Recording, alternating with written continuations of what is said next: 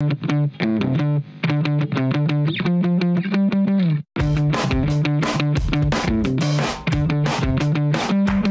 right, happy Aloha Friday. Once again, Davey D, Tesia Roberts over here. And joining us is Kupuna Power host and Office of Hawaiian Affairs trustee, Uncle Brickwood Galuteria. Hello, Uncle Brick, how are you? Hey, I've never been called a pundit before, but you gotta tell me what that means. Well, it's not a bad word, that's for sure. Because that just tells us you have a lot of ike, a lot of knowledge. So that's what we asked you to be on the show. Of course, you're a former senator and Hawaii Democratic Party chair. So we're going to pick your brain for a little bit. Is that okay? Sure, go ahead. Now, you know, we had some pretty dismal numbers for the primary in August, primary election. Yeah.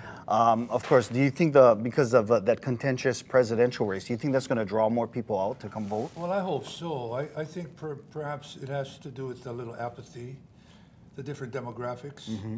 Like Kupuna Power, one of the things good about Kupuna vote is strong votes. It's the younger demographics that we want to encourage to, hey, vote. This is your one franchise. This is the one way you can, not everybody's made to serve in public office, but you have one opportunity to vote. You know, and I think on the backside of the ballot, we have some proposed amendments to the Constitution, which I think might draw out some of those younger voters. So we'll see how that turns out. Yeah.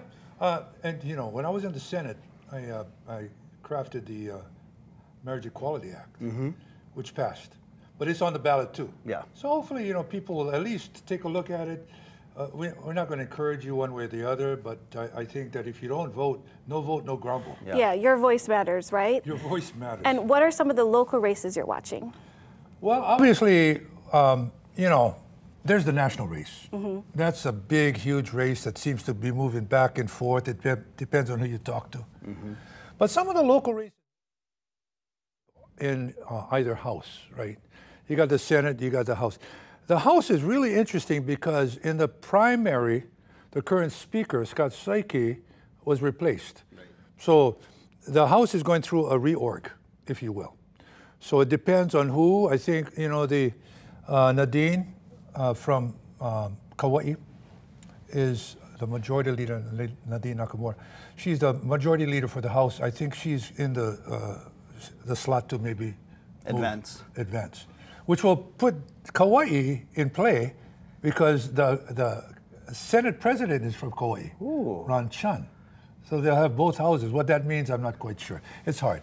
But one race that I'm particularly interested in is the one on the North Shore, or it's coming down the east side, the one from North Shore all the way to like Ahui Manu, right? Ahui Manu, yeah. And that is Brenton Awa and Ben Schaefer. Why do I have interest in this? Well, because as a former majority leader, we got up to 24 Democrats and 1 Republican. There's 2 Republicans now, Brenton and Kurt Favela. Right. Okay. Now, the race is going to be close. There's no doubt about it. And if the Republicans lose this one, it's going to be 24-1 in the Senate. It sounds like a super majority to me.